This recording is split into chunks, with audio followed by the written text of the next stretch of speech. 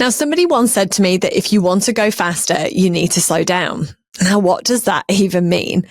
I worked with a life and business coach in LA before I launched this business, and she said to me that what I've come to realize over the 4 years means that we need to really slow down and take note before we're ready to have a wider impact.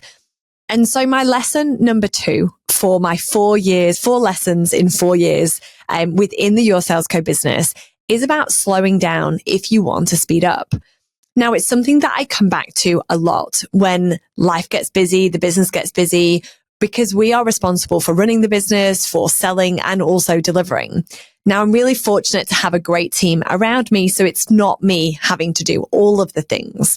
But what I do find that I still get dragged into is the delivery and also the proposals and also the client interactions.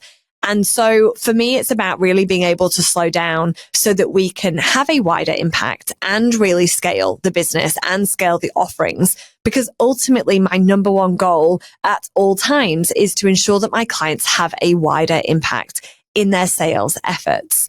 And it's something that we certainly pride ourselves on with our clients coming back to us time and time again, with our widest opportunity bank coming from referrals, which is exactly where everybody wants to be. But when it comes to growing or changing or pivoting or including a new product or service, then it certainly is something that I've learned over the years is that I need to take stock. I need to slow down. I need to get out of the business. I need to get out of my daily routine and go and spend some time on building a strategy, on building a process that's going to help me to be able to scale and ultimately help my clients to do more within their sales effort. Something that I incorporated only last year, so only in the last year of business, has been that I go away every quarter for 2 or 3 days. I escape, I go to a hotel, I book an Airbnb, and I really immerse myself in the planning aspect, in knowing what it is that we've done really well over the last quarter, of what it is that we're trying to do in the next quarter aligned to our annual or yearly goal. And so I've found by escaping or getting away, for me is very similar to changing state. It's changing my location. It's changing my distractions. It's getting me somewhere that I'm not familiar with so that I can really immerse myself in work. And when I do that, that's when the incredible things happen. And so I remember when my business and life coach first said that to me about if you want to go faster, you need to slow down, thinking I've no idea what she's talking about. And I think it probably took me a couple of years to really understand and actually do it for myself. And it's something that I've passed on to my clients. And now I get to pass it on to you. And so if you ever feel like things are going a million miles an hour and there's no way you can stop because you feel like everything's going to fall, you do need to slow down at that moment. You do need to have a minute out of your business. You do need to reflect and look from the outside in, because that's where we're able to have great ideas and great perspective and learn from other people. Because if we're constantly go in it, it's really difficult to be like, did that work? Did people like that? What were the results? What was I hoping the results going to be? What did I need to put into that? Do I have time to really think about what it actually is that I now need to create?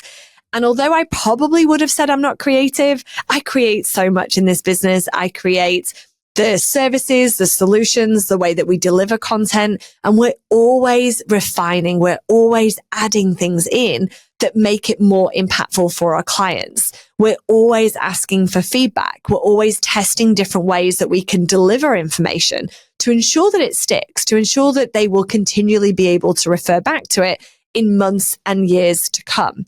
Because I believe that true sales enablement, true sales training and development will take you for years. It will take you across many, many, many years in your career or in your business and will really propel you forward. It's something you can always lean back on. It's something you can turn on and off. I'd never recommend turning it off, but it's certainly something that you could turn on and off. And so if you are looking for a way to transition, or if you're looking to really make that next big step, then my lesson number 2 for you is that if you want to speed up, you need to slow down. It's something that we've done over the last few years within Your Sales Co, where we're able to take stock. we're able to reflect, and then we're able to drive faster forward. If you think about when you come back from a 2 or 3 week holiday, we are feeling refreshed. We've had that time off and hopefully we've been fully off.